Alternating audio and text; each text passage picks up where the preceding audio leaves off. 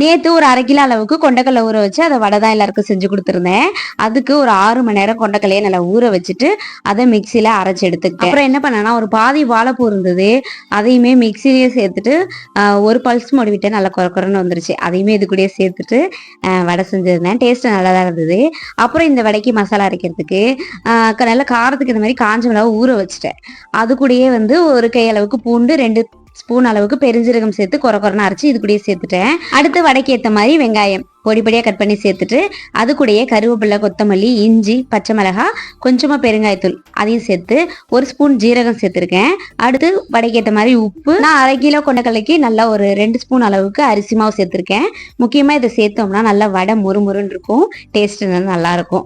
இதுவரையும் கொண்டக்கடலையில் வடை செஞ்சு பார்க்காதவங்க கண்டிப்பாக இந்த மாதிரி செஞ்சு பாருங்க. அப்புறம் ஒவ்வொரு முறையும் வீடியோ எடுக்கும் போதெல்லாம் தங்கச்சி பொண்ணு ஸ்டூலை போட்டு ஏறி நின்றுட்டு நான் பேசுகிற மாதிரி அவங்களும் ஏதோ உங்ககிட்ட பேசணுமா.